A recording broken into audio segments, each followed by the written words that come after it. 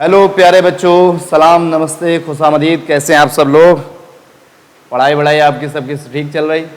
हमने आपको बताया था कि कुछ दिन बाद सब लाइव रहने वाले हैं और कुछ प्रूफ भी करा दिए थे, कुछ थ्योरी पढ़ा दी थी। उसमें आपने कोशिश की होगी प्रूफ करने की। उसके 4-5 लेक्चर तो पढ़ ही गए थे आई थिंक। तो 4 लेक्चर पढ़ गए हैं, उसमें प्रूफ करा दिए हैं, सारे थ्योरीज पढ़ाने की कोशिश की गई है। आज फिर और आगे का पढ़ाते हैं। हमने वैद्युत क्षेत्र की तीव्रता कराई थी अक्षीय स्थिति में एंड निरक्षीय स्थिति में, एक्सियल पोजीशन एंड अनएक्सियल पोजीशन। दूसरी तीव्रता है किसी भी बिंदु पर, वो अक्षीय में हो ना निरक्षीय में हो, कहीं भी हो सकता है। या एक दूसरा हेडिंग है बहुत सारे आवेश हैं, बहुत सारे आवेशों के कारण किसी बिंदु पर उत्पन्न वैद्युत क्षेत्र की तीव्रता। अभी तक हम पढ़ रहे थे वैद्युत द्विध्रुव के कारण, आज हम पढ़ेंगे बहुत सारे आवेशों। यह हमने पढ़ लिया था बिंदु आवेश के कारण। बिंदु आवेश में कितना आवेश था? एक। इसमें बहुत सारे आवेश होंगे तो हम कहेंगे वैद्युत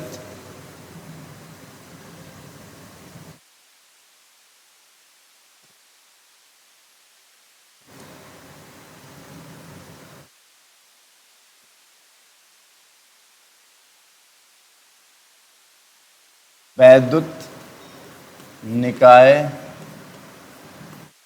के आवेशों के कारण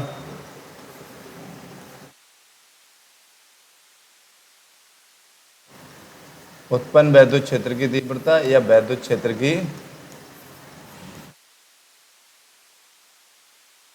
तीव्रता। वैद्युत क्षेत्र कह दो या वैद्युत क्षेत्र की तीव्रता कह दो, इससे कोई फर्क नहीं पड़ता है। वैद्युत निकाय के आवेशों के कारण, वैद्युत निकाय के आवेशों के कारण वैद्युत क्षेत्र की तीव्रता क्या होती है? इसमें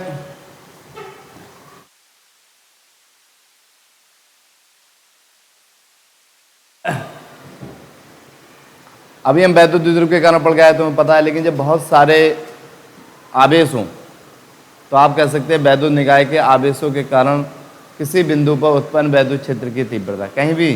लेकिन आवेश कितने हैं? बहुत सारे हैं।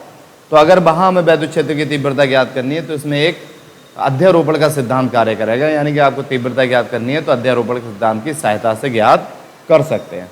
तो इसकी थ्योरी हो गई कि वैद्युत निकाय के आवेशों के कारण किसी एक बिंदु पर उत्पन्न वैद्युत क्षेत्र की तीव्रता अध्यारोपण सिद्धांत की सहायता से ज्ञात की जाती है। अध्यारोपण मतलब सुपरपोजिशन। अध्यारोपण सिद्धांत भी पढ़ाया गया होगा। अध्यारोपण सिद्धांत था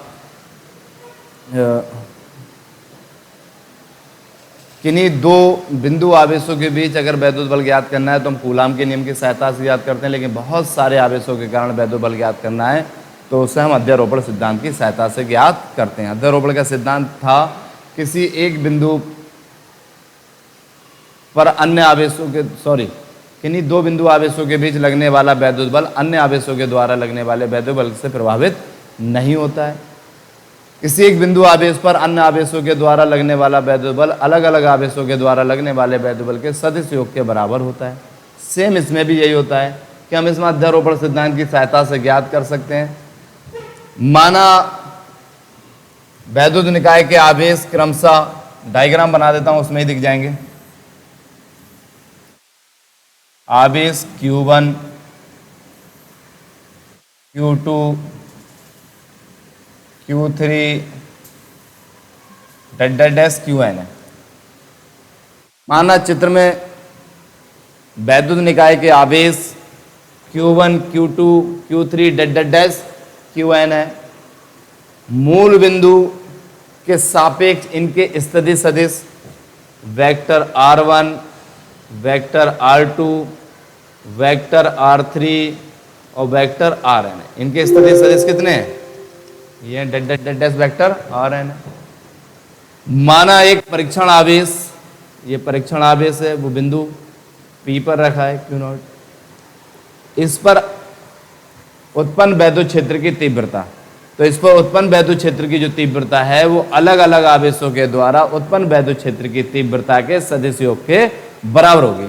यानी इस बिंदु पर रखे परीक्षण आवेश पर उत्पन्न नेट वैद्युत क्षेत्र की तीव्रता, नेट का मतलब टोटल वैद्युत क्षेत्र की जो तीव्रता है वो अलग अलग आवेशों के द्वारा उत्पन्न वैद्युत क्षेत्र की तीव्रता के सदिश योग के बराबर होती है।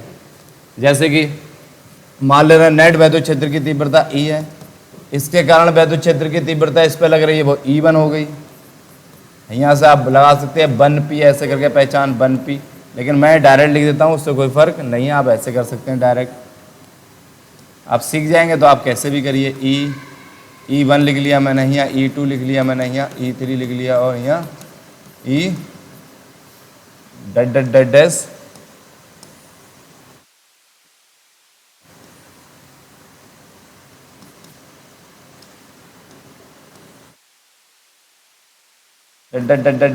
E है ना।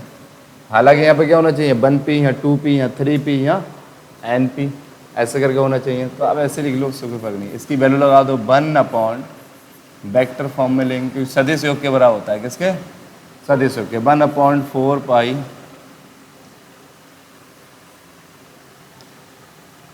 1/4 पाई एप्सिलॉन नॉट Q/r²। ये बिंदु आवेश के कारण आपने सबने पढ़ा होगा। बस यहाँ पर 1 है तो यहाँ 1 लगा दीजिए,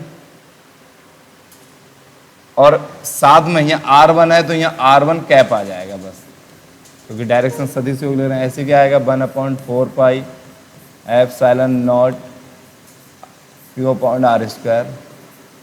अब यहाँ 2 है तो यहाँ 2 आ जाएगा, और यहाँ पर R2 कैप आ जाएगा, plus dash 1/4 pi epsilon not Q/r²। यहाँ 3 है तो यहाँ 3 आ जाएगा, plus dash 1/4 pi epsilon not Q/r², sorry.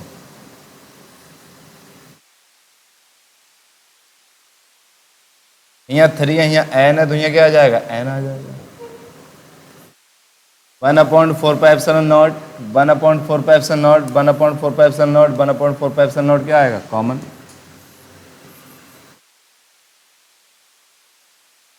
क्या बचा ब्रैकेट में Q1/r1² R1 कैप, ये बचेगा ब्रैकेट में, प्लस यहाँ से ये चला है इतना बचेगा Q2/r2² R2 cap, plus 1 Q3/r3² R3 cap, plus dash Qn/Rn, यहाँ से ये बचेगा Rn², ये नहीं लगाया, R3 कैप भी आएगा यहाँ, और Rn कैप आएगा, Rn कैप, ये बचा। इसे स्टैटिक्स फॉर्म में लिख सकते हैं 1/4 पाई एप्सिलॉन नॉट सिग्मा, क्योंकि बीजगणितीय योग हो रहा है तो सिग्मा क्या लिखेंगे Q/r, और ये R कैप। इसमें फ़र्क क्या होता है, हम 1 से शुरू कर रहे हैं, देखो 1 हो रहा है तो यहाँ I बराबर 1 से लेके कहाँ तक जाएंगे n तक। अब यहाँ पर I की फॉर्म में आ गया तो यहाँ I लग जाएगा, यहाँ I और यहाँ पर I, ये E बराबर। यही मेरे को क्या करना था, प्रूव करना था, न्यूटन प्रति कूलम। सारा खेल इसकी लैंग्वेज का, ये तो समझ में आ गया होगा आपको, इसमें कुछ भी नहीं है।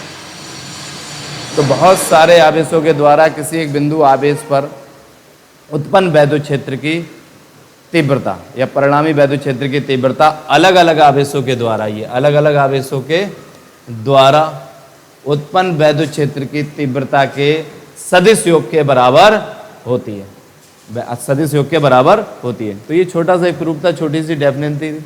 आप बता सकते हैं कि बहुत सारे आवेशों के द्वारा उत्पन्न वैद्युत क्षेत्र की जो तीव्रता होती है वो हम अध्यारोपण सिद्धांत की सहायता से ज्ञात कर सकते हैं। अध्यारोपण का सिद्धांत यही था कि दो आवेशों के बीच लगने वाला वैद्युत बल जो होता है वो अन्य आवेशों के द्वारा प्रभावित नहीं होता है, अतः किसी एक बिंदु पर अन्य आवेशों के द्वारा लगने वाले परिणामी वैद्युत बल का मान अलग अलग आवेशों के द्वारा लगने वाले वैद्युत बल के सदिश योग के बराबर होता है। तो ये अध्यारोपण का सिद्धांत, सुपरपोजिशन का सिद्धांत आप सबने पढ़ा होगा। आइए आशा करता हूँ ये समझ में आएगा। मैं एक बार फिर से लैंग्वेज बता देता हूँ कि बहुत सारे आवेश हैं, उनके कारण उत्पन्न वैद्युत क्षेत्र की तीव्रता अध्यारोपण सिद्धांत की सहायता से ज्ञात किया जा सकती है।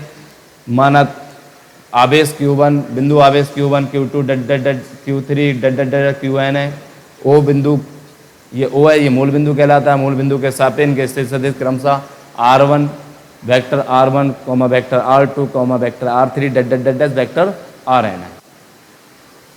माना एक परीक्षण आवेश बिंदु P पर रखा है, अतः इस पर अन्य आवेशों के द्वारा लगने वाली परिणामी वैद्युत क्षेत्र की तीव्रता अलग अलग आवेशों के द्वारा उत्पन्न वैद्युत क्षेत्र की तीव्रता के सदिश योग के बराबर होती है, अर्थात E बराबर E1 plus E2 plus E3 plus En। वैसे यहाँ E1P आएगा, 1P, यहाँ 2P, यहाँ 3P, ऐसे करके भी लगा सकते हैं आप। तो डेट इसके लिए समझ में आया तो आप जानते ही क्या करना है आपको। अगर समझ में आया तो लाइक करिए, सपोर्ट करिएगा और इसे बार बार मेमोराइज करिए। नहीं आया तो आप कमेंट कर सकते हैं, मैं आपको थोड़ा सा समझा सकता हूँ। आज थोड़ा स्वास्थ्य ठीक नहीं है, इसलिए आवाज़ में पोटेंशियल नहीं है।